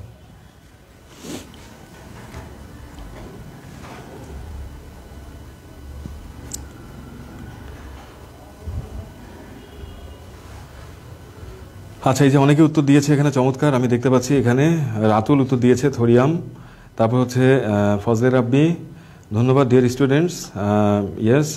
তারপরে তাসনিয়া উত্তর দিয়েছে, তারপরে ফারহা, অনেকে দেখতে পাচ্ছি তারা উত্তর দিচ্ছে ইয়েস থোরিয়াম 90। থোরিয়াম 90 এগুলো হচ্ছে আমাদের থোরিয়াম 90। এই থোরিয়াম 90টা হচ্ছে আমাদের একটা ডি ব্লক মৌল। আমরা যদি থোরিয়ামের ইলেকট্রনের বিন্যাসটা একটু দেখাই, তাহলে থোরিয়াম এখানে 90টা ইলেকট্রন আছে, রেডন 6d2 7s2। এখানে থোরিয়াম যেটা TH, তার মানে এটা হচ্ছে থোরিয়াম। গ্রিকদের দেবতা থরের নাম অনুসারে নাম থোরিয়াম। এর মধ্যে 90টা ইলেকট্রন আছে। তো এটার ইলেকট্রন বিন্যাসটা হচ্ছে রেডন লেখার পরে 6d 7s 7s2 6d2। তাহলে এখানে ডি এর মধ্যে 2টা ইলেকট্রন প্রবেশ করে। ডি এর মধ্যে যেহেতু এখানে 2টা ইলেকট্রন প্রবেশ করে, তাহলে এটা হচ্ছে একটা ডি ব্লক এলিমেন্ট। তাহলে আমরা বলতে পারি যে ডি ব্লক এলিমেন্টগুলো এগুলো হলো সবগুলো ধাতু, এবং এদের ইলেকট্রন বিন্যাস লেখার সময় the last electron will move to the d subshell, so they are known as d block element. So প্রিয় শিক্ষার্থীরা, এবারে আমি তোমাদেরকে এখন ডি ব্লক মৌলের আবার আলাদা আলাদা বৈশিষ্ট্য আছে, সেগুলো নিয়ে পরবর্তীতে আমাদের ডিটেলস আলোচনা আছে। এরপরে চলে আসি আমরা F block element, F block. তাহলে এফ ব্লক মৌল কোনগুলো? এফ ব্লক মৌল মানে হচ্ছে ইলেকট্রন বিন্যাস লেখার সময় সর্বশেষ ইলেকট্রন যদি এফ উপস্তরে প্রবেশ করে তাহলে তাদেরকে বলা হবে এফ ব্লক মৌল। সর্বশেষ ইলেকট্রন এফে প্রবেশ করলে তার নাম হচ্ছে এফ ব্লক মৌল। যেমন এখানে সিই সেরিয়াম, এর মধ্যে 58টা ইলেকট্রন আছে। তাহলে আমরা যদি ইলেকট্রনের বিন্যাসটা লিখি এস, তারপরে পিএস, তারপরে পিএস, তারপর হচ্ছে ডিপিএস, ডিপিএস, তারপর হচ্ছে এফ। তাহলে এটা 1 2 3 4 5 6, আর এটা হচ্ছে আমাদের 2, এটা হলো 3, এটা হচ্ছে 4, এটা হচ্ছে 5, এটা হচ্ছে 3, এটা হচ্ছে 4, এটা হচ্ছে 4। এখন যদি আমরা ইলেকট্রনগুলো বসানো শুরু করি, তাহলে 2 2 6 2 6 2, এখানে 10, এখানে 6, এখানে 2, এখানে 10, এখানে 6, এখানে 2। তাহলে যোগ করলে কিন্তু 56 হয়ে গেল, আর 2টা থাকলো, এই যে 58। তাহলে সর্বশেষ ইলেকট্রনটা এফে প্রবেশ করেছে, তাই এদেরকে বলা হয় এফ ব্লক মৌল। এরা কি এফ ব্লক মৌল নামে পরিচিত। এখন এফ ব্লক মৌল পর্যায় সারণীতে 2টা সিরিজের মধ্যে অবস্থান করে। একটা হচ্ছে পর্যায় সারণীতে আমরা যদি পর্যায় 6-এ চলে যাই এবং গ্রুপ যদি 3-এ চলে যাই, তাহলে আমরা ল্যান্থানাম নামে একটা মৌলকে পাবো। তো ল্যান্থানামের পারমাণবিক সংখ্যা হলো 57। এই 57-র পরে 58 থেকে শুরু করে 71 পর্যন্ত 14টা মৌল আছে। এই যে 14টা মৌল আছে, তাহলে এই 14টা মৌলের প্রত্যেকটা ধর্ম হচ্ছে ল্যান্থানামের মতো। তো এই 15টা মৌলকে একসাথে বলা হয় ল্যান্থানাইডস, বা এটাকে বলা হয় ল্যান্থানন বলা হয়। তা যেহেতু 14টা মৌলকে একটা জায়গায় রাখা পসিবল না, তাই এটাকে পর্যায় সারণীতে নিচে রাখা হয়েছে, এবং এটার নাম দেওয়া হয়েছে ল্যান্থানাইড সিরিজ বা ল্যান্থানাইড সারি। এই যে তোমরা দেখতে পাচ্ছ, এই যে পর্যায় সারণীতে, এই যে লক্ষ্য করো যে এখানে তোমার এই যে ল্যান্থানাম, এই ল্যান্থানাম হলো 57, 57-র পরে এই যে 56-র পরে 57, তারপরে তো 58 হওয়ার কথা, কিন্তু এখানে 72 দেখা যায়। তাহলে এই যে 57-র পরে 58 থেকে 71 পর্যন্ত এই যে সেরিয়াম হচ্ছে তোমার মনে করো 58, আর এখানে হচ্ছে এলিউ মানে লুটিসিয়াম, লুটিসিয়াম হচ্ছে তোমার কত 71। তাহলে এই যে 58 থেকে 71 পর্যন্ত এই যে 14টা মৌল আছে, প্রত্যেকটা মৌলের ধর্ম এই ল্যান্থানামের মতো, কিন্তু ওই একটা জায়গায় তো আর 14টা মৌলকে বসানো পসিবল না, তাই না? তাই তাদেরকে পর্যায় সারণী থেকে নিচে পৃথক করে রাখা হয়েছে। তোমরা যারা ইংলিশ মুভি দেখো, যেমন অনেকে তোমরা ব্ল্যাক প্যান্থার মুভিটা দেখেছো, ব্ল্যাক প্যান্থার, রাইট? তো ব্ল্যাক প্যান্থার মুভিতে ভাইব্রেনিয়ামের কথা বলা হয়েছে। তো ভাইব্রেনিয়ামটা আসলে কি, কারো কি ধারণা আছে? যারা তোমরা ইংলিশ মুভি টুভি দেখো আমাকে শেয়ার করতে পারো, রাইট? ব্ল্যাক প্যান্থার মুভিতে তোমার ভাইব্রেনিয়ামের কথা বলা হয়েছে। তো ভাইব্রেনিয়াম জিনিসটা আসলে কি, দেখি কেউ বলতে পারে কিনা। আচ্ছা, প্রথম ক্লাস জিহাদুল ইসলাম, এটা প্রথম ক্লাস। আচ্ছা, তাহলে ব্ল্যাক প্যান্থার মুভি সম্বন্ধে, ভাইব্রেনিয়াম সম্বন্ধে কেউ কোনো কথা? নো, কেউ কোনো কথা বলছে না। আচ্ছা, কেউ দেখো নাই না? তাহলে ওখানে ভাইব্রেনিয়ামের কথা বলা হয়েছে, এবং ভাইব্রেনিয়াম হচ্ছে অনেকগুলো এলিমেন্টের আসলে একটা সেট আপ, এবং সেটা হচ্ছে তোমার ল্যান্থানাইট সিরিজের মৌল, এবং সেই মৌলগুলো হচ্ছে আমাদের rare earth element. Rare earth element মানে হচ্ছে তোমার বিরল মৃত্তিকা মৌল, রাইট? বিরল মৃত্তিকা মৌল। এবং এই মৌলগুলো এগুলো হচ্ছে আচ্ছা ঠিক আছে, এই বিরল মৃত্তিকা মৌল, এবং এই মৌলগুলো বেশিরভাগই হলো তোমার চায়নার মধ্যে পাওয়া গেছে, এবং এগুলো অনেক দামি মৌল, এবং অনেক তোমার মনে করো কাজ এই মৌলগুলো দিয়ে করা যায়, এবং চায়না কিন্তু সেই দিক দিয়ে অনেক রিচ একটা কান্ট্রি, রাইট?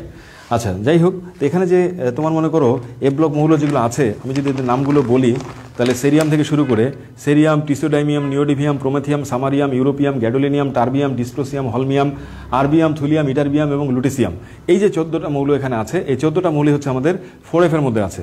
তাহলে 14টা মৌল যেহেতু 4F এর মধ্যে আছে, তাহলে এখানে আমাদের সেরিয়াম থেকে শুরু করে এখানে লুটেসিয়াম পর্যন্ত যে 14টা মৌল আছে, তাদের ইলেকট্রনগুলো 4F এর মধ্যে প্রবেশ করে। তাই এদের সবাইকে বলা হয় 4F ব্লক মৌল, অর্থাৎ এটা হচ্ছে 4F সিরিজ। এবং এখানে এই 4F এর 14টা মৌল আর তার সাথে যোগ হয়েছে তোমার ল্যান্থানাম, এই 15টা মৌলকে একসাথে বলা হয় ল্যান্থানাইটস বা ল্যান্থানন বলা হয়, বা ল্যান্থানাইট সারির মৌল বলা হয়। এরপরে আমাদের পর্যায় সারণীতে যদি আমরা পর্যায়ে চেঞ্জ করে সপ্তম পর্যায়ে যাই এবং গ্রুপ যদি আমরা 3-তে যাই, তাহলে সেই ক্ষেত্রে আমরা দেখতে পাবো অ্যাক্টিনিয়াম নামে একটা মৌল, যার অ্যাটমিক নাম্বার হচ্ছে 89। এরপরে 90 থেকে শুরু করে 103 পর্যন্ত, অর্থাৎ তোমার থোরিয়াম থেকে শুরু করে লরেন্সিয়াম পর্যন্ত, LR বা লরেন্সিয়াম বা এটাকে LW লেখা যায়, এখানেও 14টা মৌল আছে। এই 14টা মৌল এরা সবাই অ্যাক্টিনিয়ামের মতো ধর্ম দেখায়, তো এদেরকেও তো পর্যায় সারণী থেকে পৃথক করে নিচে রাখা হয়েছে, এবং এই পুরো সিরিজটাকে বলা হয় অ্যাক্টিনাইট সিরিজ, বা এটাকে বলা হয় অ্যাক্টিনন বা অ্যাক্টিনয়েড নামে এটা পরিচিত। তো এখানে যে তোমার মনে করো এই যে কি বলে এটাকে, থোরিয়াম থেকে শুরু করে লরেন্সিয়াম পর্যন্ত এখানে যে 14টা মৌল আছে, এই 14টা মৌলের মধ্যে থোরিয়াম বাদে বাকি যে 13টা মৌল আছে, সবার ইলেকট্রন 5F এ প্রবেশ করে। সবার ইলেকট্রন সবার ইলেকট্রন 5F এ প্রবেশ করে। তাহলে এখানকার এই 13টা মৌল হচ্ছে এ ব্লক মৌল। তাহলে এ ব্লক মৌল হচ্ছে 4F এর মধ্যে থাকে তোমার 14টা, আর 5F এর মধ্যে থাকে তোমার 13টা, তাহলে টোটাল হলো কয়টা? 27টা। এই 27টা মৌলকে বলা হয় এ ব্লক মৌল। তাহলে প্রিয় শিক্ষার্থীরা, এস ব্লক মৌল কয়টা, পি ব্লক মৌল কয়টা, ডি ব্লক মৌল কয়টা, এ ব্লক মৌল কয়টা, এই ধরনের প্রশ্ন কিন্তু পরীক্ষা আসে, এবং এই প্রশ্নগুলো যদি আসে তাহলে এইভাবে তোমাদেরকে উত্তরটা দিতে হবে। এখন আমি তোমাদেরকে যেটা শেখাবো সেটা হচ্ছে কিভাবে পর্যায় সারণীতে আমরা মৌলের অবস্থান বের করতে পারি ইলেকট্রন বিন্যাস ব্যবহার করে। তাহলে আমরা জানলাম পর্যায় সারণীতে টোটাল ব্লক আছে কয়টা? 4টা ব্লক আছে, s block, p block, d block, a block, এবং ইলেকট্রন বিন্যাসের সাহায্যে, ব্লকের সাহায্যে আমরা পর্যায় সারণীতে একটা মৌল কোথায় থাকবে সেটা বলে দিতে পারবো। কিভাবে সেটা এখন দেখাচ্ছি।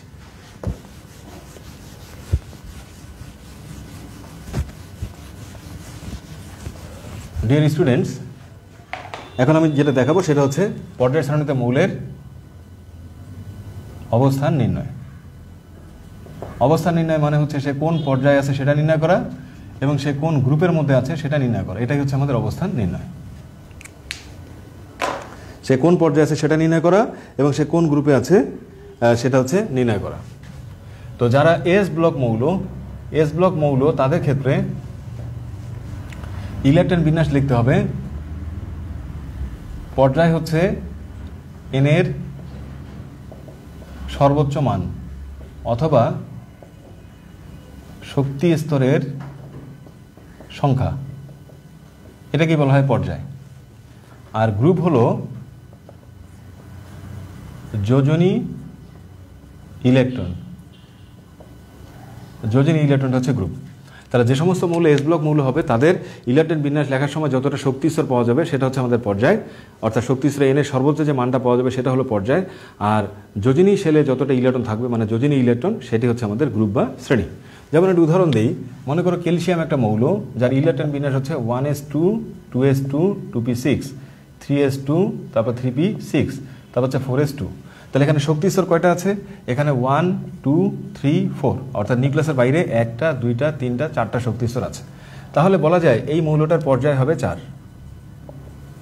এই মৌলটার পর্যায় হবে 4, অর্থাৎ পর্যায় সারণীতে এটা চতুর্থ পর্যায়ের একটা মৌল, চতুর্থ পর্যায়ে অবস্থিত। এখন যদি আমি এটার গ্রুপটা বের করি, তাহলে গ্রুপটা বের করার নিয়মটা হচ্ছে, শ্রেণী বের করার নিয়ম হচ্ছে যে সর্বশেষ শক্তি স্তরে কয়টা ইলেকট্রন আছে। তাহলে এটা সর্বশেষ শক্তি স্তর মানে এটা হচ্ছে ভ্যালেন্স শেল মানে যোজনী শেল, আর ভিতরেরগুলোকে বলা হয় সিএস মানে কোর শেল। তাহলে বাইরের শেলটাকে বলে ভ্যালেন্স শেল, বাইরের শেলটাকে বলা হয় ভ্যালেন্স শেল, আর ভিতরের শক্তি স্তর যেগুলো সেগুলোকে বলা হয় কোর শেল। তাহলে এখানে ভ্যালেন্স শেল, এখানে ইলেকট্রন আছে কয়টা? দুইটা। তাহলে ভ্যালেন্স ইলেকট্রন হচ্ছে দুইটা, এই দুইটা ইলেকট্রনকে বলা হয় ভ্যালেন্স ইলেকট্রন। তাহলে ভ্যালেন্স ইলেকট্রন যেহেতু দুইটা, তাহলে এটার গ্রুপটা হবে 2। তাহলে এভাবে আমরা পর্যায় বের করতে পারি, গ্রুপটাও বের করতে পারি। তোমরা কি ব্যাপারটা বুঝেছো? আচ্ছা, যদি ব্যাপারটা বুঝে থাকো তাহলে একটা প্রশ্নের উত্তর দাও তোমরা। এখানে মনে করো তোমাকে দেওয়া হয়েছে সোডিয়াম, যার পারমাণবিক সংখ্যা 11, এর ইলেকট্রন বিন্যাস 1s2 2s2 2p6 3s1। তাহলে বলো তো এটার পর্যায়টা কি হবে এবং এর গ্রুপটা কি হবে? ঝটপট লিখে জানিয়ে দাও। তাহলে সোডিয়ামের পর্যায়টা কি হবে এবং গ্রুপটা কি হবে?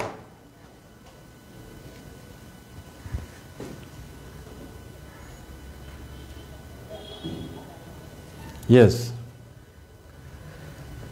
আচ্ছা, গ্রুপ 2 পর্যায় হলো 4। না, পর্যায়টা হয় নাই হালিমা। আচ্ছা, না না না না, ঠিক আছে। নাজমুল উত্তর দিয়েছে, আমি দেখতে পাচ্ছি 3-1। ইয়েস, নাজমুল ঠিক হয়েছে। তারপর হচ্ছে জিহাদুল উত্তর দিয়েছ, উত্তর ঠিক হয়েছে। তানজিলা উত্তর দিয়েছ, তানজিলের উত্তর ঠিক হয়েছে। আব্দুল মমিনের উত্তর ঠিক হয়েছে। হুমায়রার উত্তর ঠিক হয়েছে। তারপরে আরও অনেকেরই উত্তর আমি দেখতে পাচ্ছি ঠিক হয়েছে। আবদুল্লাহ খুবাইদের উত্তর ঠিক হয়েছে। মেহেদি হাসানের উত্তর ঠিক হয়েছে। হ্যাপি আক্তারের উত্তর ঠিক হয়েছে। তারপরে হচ্ছে এসপি জয়ের উত্তর ঠিক হয়েছে। তারপর হচ্ছে জুবায়ের এর উত্তর ঠিক হয়েছে। তারপরে কি বলে ফারহার উত্তর ঠিক হয়েছে। সালমা, তারও উত্তর ঠিক হয়েছে। হাইড্রোজেন এবং হিলিয়াম কিভাবে অধাতু? কারণ বিদ্যুৎ পরিবহন করে না, বিদ্যুৎ পরিবহন না করলে তাদেরকে অধাতু বলা হয়। অধাতু মানে হচ্ছে বিদ্যুৎ অপরিবাহী মৌল, ঠিক আছে। আচ্ছা, তারপর হচ্ছে সাদিয়ার উত্তর ঠিক হয়েছে। ফজলে রাব্বির উত্তর ঠিক হয়েছে। Thank you very much. তাহলে আমরা এস ব্লক মৌলের অবস্থান নির্ণয় শিখে গেলাম। আচ্ছা, এবারে আসি, যদি কোনো মৌল পি ব্লক হয়, পি ব্লক মৌল হয়, তাহলে পর্যায় বের করার নিয়ম হচ্ছে আগের মতো। আর যদি গ্রুপ বের করতে বলে তাহলে ভ্যালেন্স ইলেকট্রনের সাথে যোগ করতে হবে 10, সেটাই হবে গ্রুপ। যদি কোনো মৌল পি ব্লক হয় তাহলে পর্যায় বের করার নিয়ম আগে যেটা সেটাই থাকবে, আর গ্রুপ বের করার নিয়ম হচ্ছে যোজনী ইলেকট্রনের সাথে সবসময় যোগ করবা 10। যোজনী electron plus 10, that will be the group of the element. এখন একটা উদাহরণ দিই, সেটা হচ্ছে মনে করো তোমাকে দিয়েছে নিয়নের মধ্যে 10টা ইলেকট্রন আছে। তাহলে ইলেকট্রন বিন্যাস হচ্ছে 1s2 2s2 আর 2p হলো 6। তাহলে এখানে শক্তি স্তর কয়টা? একটা দুইটা। তাহলে নিউক্লিয়াস প্রথম দ্বিতীয় দুইটা শক্তি স্তর আছে। তাহলে যেহেতু দুইটা শক্তি স্তর আছে, ফার্স্ট শেল সেকেন্ড শেল দুইটা, তাহলে এটার পর্যায় হবে 2। এখন এটার গ্রুপটা কি হবে? লক্ষ্য করে দেখো, এটা একটা পি ব্লক মৌল।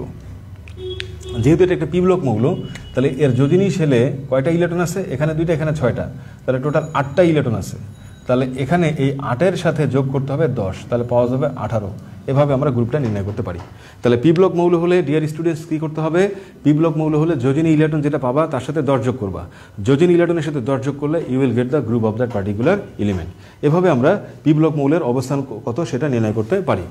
আচ্ছা, আমি এখন একটা কাজ দিই তোমাদেরকে, আমি আরেকটা উদাহরণ দিই। মনে করো বোরনের মধ্যে 5টা ইলেকট্রন আছে। তাহলে ইলেকট্রন বিন্যাস হচ্ছে 1s2 2s2 2p1। তাহলে এখানে শক্তি স্তর আছে 2টা, তাহলে এটার পর্যায় হবে তোমার 2। আর গ্রুপটা কি হবে? গ্রুপটা হচ্ছে যোজনী শেলে ইলেকট্রন কয়টা? 2 আর 1 3টা, 3 লিখবো। আর যেহেতু এটার পি ব্লক মৌল 10 যোগ করবো, 10 আর 3 13, তাহলে এটার গ্রুপটা হচ্ছে 13। যোজনী ইলেকট্রন মানে যোজনী শেলে টোটাল যে ইলেকট্রন থাকবে, লাস্টের ইলেকট্রন আর টোটাল যে ইলেকট্রন থাকবে যোজনী শেলে, তার সাথে 10 যোগ করতে হবে, then you will get the group of that particular element. আচ্ছা, এখন তোমাদেরকে আমি ছোট একটা কাজ দিই, সেটা হচ্ছে যে মনে করে একটা মৌলের ইলেকট্রন বিন্যাস 1s2 2s2 2p6 3s2 3p2। বলো তো এটার পর্যায় কি হবে এবং এটার গ্রুপ কি হবে? এটা বের করো। 1s2 2s2 2p6 3s2 3p2, তাহলে এটার পর্যায় কি হবে, গ্রুপ কি হবে? ঝটপট দেখে কারা সঠিক উত্তর দিতে পারে। এটার পর্যায় কি হবে, এটার গ্রুপ কি হবে? আচ্ছা,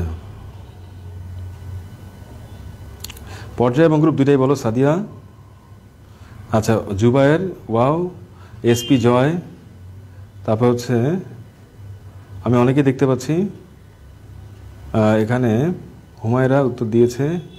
তারপর হচ্ছে নাহিদুর রহমানকে আমি দেখতে পাচ্ছি, নাহিদের উত্তর ঠিক হয়েছে। নাহিদ, তারপর হচ্ছে রাফাত আরার উত্তর ঠিক হয়েছে। রাতুল হাসানের উত্তর ঠিক হয়েছে। মেহেদির উত্তর ঠিক হয়েছে। তাসনিয়ার উত্তর ঠিক হয়েছে। সাদিয়ার উত্তর ঠিক হয়েছে। Wow, great, thank you so much. MSc Tanzila, আচ্ছা, বিকজ দে, আচ্ছা। তারপর হচ্ছে আবদুল্লাহ খুবাইদের উত্তর ঠিক হয়েছে। সাদিয়া, তোমার উত্তর ঠিক হয়েছে। Mehedi Hasan, yes, thank you very much. তাহলে খুবই চমৎকার, তোমরা সহজেই পর্যায় এবং গ্রুপ বের করতে পারছো, আমি খুবই হ্যাপি। আচ্ছা, তারপরে এখানে আসি, এবারে আমরা কেমন করে ডি ব্লক মৌলের অবস্থান বের করতে হয় সেটা এখন দেখাবো। যদি কোনো মৌল তোমার ডি ব্লক হয়, তো ডি ব্লক মৌলের অবস্থান বের করার নিয়মটা হচ্ছে যে পর্যায় তোমার পূর্বের মতোই থাকবে আর গ্রুপ বের করার নিয়মটা হচ্ছে যে যেহেতু এটা ডি ব্লক তাহলে ডি এর সাথে এস এর ইলেকট্রন যোগ করতে হবে, টোটাল ইলেকট্রনটা হবে গ্রুপ, ডি এবং এস এর টোটাল ইলেকট্রনটা হবে গ্রুপ। এখন ডি আর এস এর সম্পর্ক কি? এটা যদি 3D হয় তাহলে 4s, এটা যদি 4D হয় তাহলে 5s, এটা যদি 5D হয় এটা 6s, অর্থাৎ এটা যদি হয় n-1d তাহলে ns এর ইলেকট্রন এখানে যোগ করতে হবে। যোগ করলে আমরা টোটাল গ্রুপ কত সেটা পাবো। আমি একটা উদাহরণ দিই, মনে করো আয়রনে 26টা ইলেকট্রন আছে, তাহলে ইলেকট্রন বিন্যাসটা হচ্ছে 1s2 2s2 2p6 3s2 3p6 তারপরে 4s2 তারপরে 3d6, এটা একটা ডি ব্লক মৌল। তাহলে এখানে প্রথমে পর্যায়টা আমরা বের করবো, দেখি কয়টা শক্তি স্তর আছে, 1টা 2টা 3টা 4টা, তাহলে নিউক্লিয়াসের বাইরে ফার্স্ট সেকেন্ড থার্ড ফোর্থ 4টা শক্তি স্তর আছে। তাহলে যেহেতু 4টা শক্তি স্তর আছে তাহলে এটার পর্যায় কি হবে? পর্যায় হবে 4, চতুর্থ পর্যায়। এখন আমরা এটার গ্রুপ বের করব। তাহলে গ্রুপ বের করার নিয়মটা কি? গ্রুপ বের করার নিয়মটা হচ্ছে যদি ডি ব্লক মৌল হয় তাহলে ডি ইলেকট্রনের সাথে যোগ করতে হবে এস ইলেকট্রন, এস, এই যে ডি ইলেকট্রনের সাথে এস ইলেকট্রন যোগ করতে হবে, ডি এবং এস এর যোগফলটাই হলো গ্রুপ। তাহলে ডিতে আছে 6টা, এসে আছে 2টা, তাহলে 6 সাথে 2 যোগ করলে কত হবে? 8 হবে, তাহলে এটার গ্রুপটা হচ্ছে 8। তাহলে এভাবে আমরা ডি ব্লক মৌল যারা তাদেরও পর্যায় সারণীতে আমরা অবস্থান বের করতে পারবো। তোমরা কি ব্যাপারটা বুঝতে পেরেছো? যদি বুঝে থাকো জাস্ট আমাকে একটু ফিডব্যাক দিতে পারো যে বিষয়টা ক্লিয়ার কিনা ডিয়ার স্টুডেন্টস। ঠিক আছে, ওকে। তাহলে এখন আমি তোমাদেরকে একটা ডি ব্লক মৌলের একটা প্রবলেম দিতে চাই, দেখি তোমরা এটা সলভ করতে পারো কিনা। একটা মৌলের মনে করো ইলেকট্রন বিন্যাস 1s2 2s2 2p6, তারপরে 3s2 3p6, তারপরে 4s2 3d10, তাহলে এটার পর্যায় কি হবে আর এটার গ্রুপটা কি হবে? ঝটপট বের করে দাও। এই মৌলটার পর্যায় কি হবে? আচ্ছা, এখানে অনেকেই উত্তর লিখছে যে তারা ব্যাপারটা ক্লিয়ার। সাদিয়া লিখেছে, thank you Sadia. Humaira, okay thank you. আচ্ছা, ক্লিয়ার হয়েছে না? Chanmiya clear, okay fine. এখন আমি একটা প্রবলেম দিয়েছি, এই যে এখানে নাজমুলকে আমি দেখতে পাচ্ছি, নাজমুল পর্যায় লিখেছে 4, গ্রুপ 12। ইয়েস নাজমুল, তোমার ইয়ারটা ঠিক হয়েছে, পর্যায় 4। তারপরে তাসনিয়ার উত্তর ঠিক হয়েছে। তারপর হচ্ছে নাহিদুর রহমান 4 12, ইয়েস ঠিক আছে। তারপর হচ্ছে হুমায়রা রশিদ 4 12, ওয়াও গ্রেট, খুবই ভালো, ইউ আর গ্রেট স্টুডেন্টস, কোনো সন্দেহ নাই।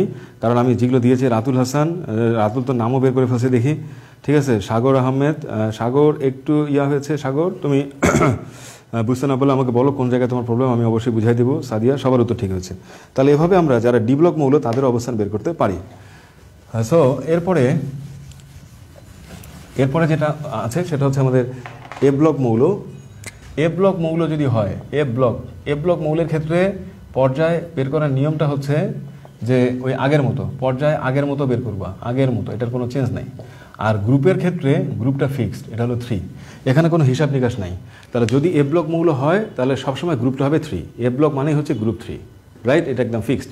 তাহলে পৃথিবীতে যতগুলো এ ব্লক মৌল আছে সবাই পর্যায়ের সাথে গ্রুপ 3-তে অবস্থিত, তাই তাদের গ্রুপটা হচ্ছে আমাদের ফিক্সড। এখন ডিয়ার স্টুডেন্টস, আমি এতক্ষণ ধরে যা কিছু শেখালাম তার উপরে ভিত্তি করে একটা প্রবলেম আমি থ্রো করতে চাচ্ছি। দেখি এই প্রবলেমটা খুব জটিল একটা প্রবলেম, কিন্তু দেখি তোমরা এটার উত্তরটা দিতে পারো কিনা, দেখি কারা কারা এটার উত্তর দিতে পারো। ঠিক আছে, সেটা হচ্ছে মনে করি এ হচ্ছে একটা মৌল, মনে করলাম, ঠিক আছে। মনে করতে কোনো অসুবিধা আছে? নাই। তাহলে মনে করি এ হচ্ছে একটা মৌল। এখন এই মৌলটার একটা আয়ন এখানে দেওয়া আছে, এরকম একটা আয়ন দেওয়া আছে। এটা ব্যাডমিন্টন খেলতে গিয়ে আমার হাতের মধ্যে আমি প্রচণ্ড ব্যথা পাইছি।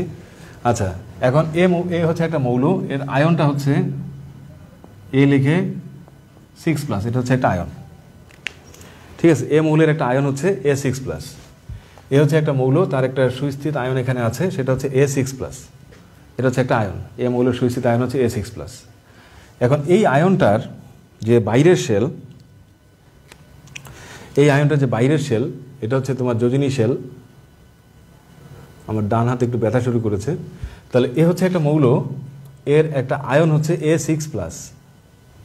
এখন এই আয়নটার এটা হচ্ছে যোজনী শেল, মানে বাইরের শেল, ভ্যালেন্স শেল। এখন এই ভ্যালেন্স শেলের ইলেকট্রন বিন্যাসটা হচ্ছে NS2 NP6, ঠিক আছে, NS2 NP6। ভ্যালেন্স শেলের ইলেকট্রন বিন্যাস হচ্ছে NS2 NP6। তাহলে এই আয়নটার যোজিনী শেল মানে বাইরের শেল হচ্ছে NH2NP6 এরকম, যেখানে n এর মানটা হচ্ছে 3, যেখানে n এর মানটা কত 3। এখন বলো এ মৌলটার পর্যায় কি হবে, গ্রুপ কি হবে? এ মৌলটার পর্যায় বের করো এবং এ মৌলটার গ্রুপ বের করো, ঝটপট করো দেখি পারো কিনা। তাহলে আমি আবারও বলতেছি, এ একটি মৌল যার আয়ন হচ্ছে A6+, এবং এই আয়নটার যোজিনী শেল হচ্ছে NH2NP6, অর্থাৎ যোজিনী শেলের এটা ইলেকট্রন বিন্যাস।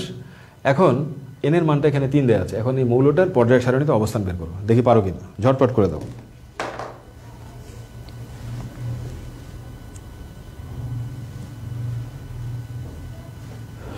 আচ্ছা, তাহলে আমি অনেকে দেখতে পাচ্ছি উত্তর দিয়েছে। এখানে মোহাম্মদ সালে পর্যায় 3 গ্রুপ 16 লিখেছ। আচ্ছা, SP জয় পর্যায় 4 গ্রুপ 8 লিখেছ। অনেকে 3 এবং 8 লিখেছ। হ্যাপি আক্তার লিখেছ সালফার। অনেকে প্রিয়র 3 লিখেছ। নাহিদুর রহমান লিখেছ 3 18 3 18 লিখেছ অনেকেই। অনেকে লিখেছ 4। আচ্ছা, অনেকে লিখেছ 3 16। সাদিয়া জাহিদুল ইসলাম সে লিখেছ 3 16। প্রসেনজিৎ লিখেছ 3 16। সাদিয়া লিখেছ 3 8। আচ্ছা, আরাফাত লিখেছ 3 18 4 8। রাতুল লিখেছ 4 8। ওকে রাতুল লিখেছ আয়রন। আচ্ছা, দেখি এখন কারটা ঠিক হয়েছে। ঠিক আছে, আমি কি উত্তরটা বলে দেবো তোমাদেরকে? হ্যাঁ, আচ্ছা, সালফার বলেছে অনেকে, রাতুল বলেছে আয়রন। এখন দেখা যাক কার ঠিক হয়েছে। ঠিক আছে, আমরা দেখি। সো ডিয়ার স্টুডেন্টস, এখানে দেখো, আমি চাচ্ছি আমার হাতটা তাড়াতাড়ি ঠিক হয়ে যাক। আচ্ছা, তো এটার উত্তরটা হচ্ছে যে এই আয়নটা, এখানে যে আয়নটা আছে, আয়নটা হচ্ছে A6+। এই আয়নটা হচ্ছে NH2NP6 ভ্যালেন্সিয়াল, অর্থাৎ 3s2 3p6। তাহলে ভ্যালেন্সিয়াল যদি এটা হয়, তাহলে এর তো ভিতরের শেলগুলো আছে, কোর শেল, এগুলো তো পূরণ আছে।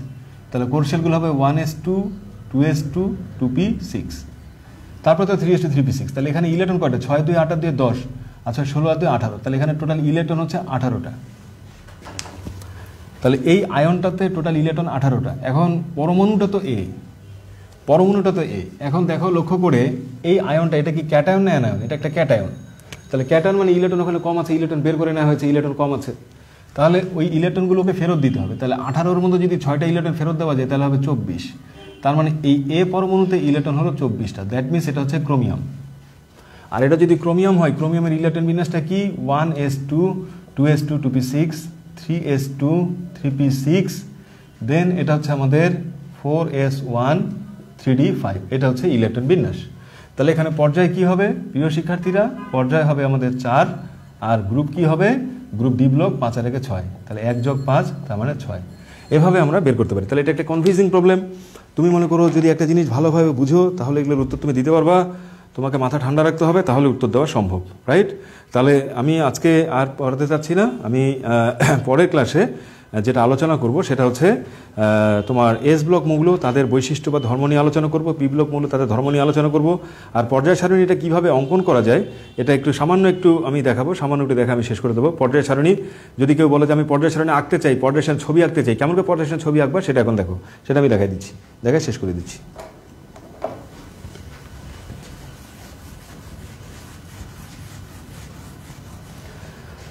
পর্যায় সারণী ছবি আঁকার জন্য তোমার একেবারে বাম দিকে এইভাবে দুটা পার্ট থাকবে। এটা হচ্ছে গ্রুপ 1, এটা হচ্ছে গ্রুপ 2। এখানে থাকবে হাইড্রোজেন, তারপর হচ্ছে lithium, sodium, potassium, rubidium, caesium এবং ফ্রান্সিয়াম, এই পর্যন্ত থাকবে। তাহলে এগুলো হলো এস ব্লক মৌল। এই মৌলগুলো কি? এস ব্লক মৌল। এরপরে এই দিকে একেবারে মাথার উপরে যেটা থাকবে, তোমরা নিজেই ছবি আঁকতে পারবা। একেবারে উপরের দিকে যেটা থাকবে সেটা হচ্ছে আমাদের helium, neon, argon, krypton, xenon, radon এবং অর্গানিসন। এবং এটা হচ্ছে ঠিক আছে, তাহলে এটা হচ্ছে অর্গানিসন। একটু বোধহয় ইন্টারাপশন হয়েছে, সমস্যা নেই।